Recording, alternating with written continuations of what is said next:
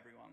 I just want to share a very unique story with everyone as it just absolutely perplexes me. It's got to do with my 87-year-old grandmother, my nana. She's double vaccinated AstraZeneca. She flew over from Geraldton, just north of Perth, here to Brisbane and has been here for nearly 2 months now. She arrived just as we went into that 3-day lockdown, and she doesn't leave home. She stays with mum, and she requires physiotherapy and assistance moving and is blind in one eye. And she is a veteran herself, and she was the partner of my grandfather who died last year in December, the Korean and Vietnam War veteran. Now, in order to get her back into Western Australia, we've had to go through every hoop we can, and we didn't send her back for a while because we've been told that she has to self-isolate for 2 weeks in her home, not allowed to leave her home, and also none of her carers are allowed to come to the home to help her for that 2-week period. When she arrived here, we had to get her on a wheelchair out of the aircraft because she used to be the primary caregiver for my grandfather, and since his death in December, she has literally just slowed down so much that she could barely walk. And we've now got her back to a place where she's moving around, but has had a few falls, unfortunately, and really worried about her being alone for 2 weeks without her carers and what they would do to her. So we sort of waited till right now, till the school holidays, so mum's sister, who lives in Perth, would be able to travel up and be with her for those 2 weeks, and got approval to do that.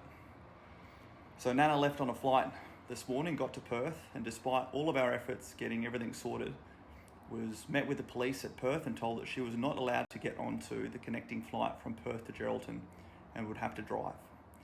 Now, this happened to me when I went over to attend my grandfather's funeral. It didn't happen to the other family who flew through. So we legitimately went through every step to make sure this wouldn't occur. So now we have the situation, we have to try and get Nana driven from Perth to Geraldton, 87 years old, double vaccinated, blind in one eye, so she can conduct self-isolation in her house and not have her caregivers come to her.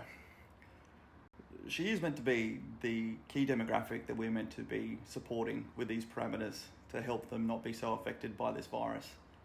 Yet, every single condition that has been put in place to apparently do so is that which would otherwise now work against her, and is that which would literally potentially kill her if we had to leave her alone for 2 weeks in her house. This is how ridiculous this is. If this was about pragmatic solutions to keeping people healthy and safe, I'd accept that. But this example right here and right now, and watching this happen in the last 2 months, is absolutely ridiculous. And the only way I could get around it is now if I try and call up someone in the West Australian government, as opposed to having common sense prevail at the ground level for those who are there at the Perth airport to be able to help her out. So remember, we're talking about her flying from Queensland. My mother is a nurse here in Queensland. She's been staying at home with mum for nearly 2 months now. 0 zeros across the board for cases in Queensland, flying into Western Australia and not allowed to transit from Perth to Geraldton. If she was flying from another state with cases, I might understand that.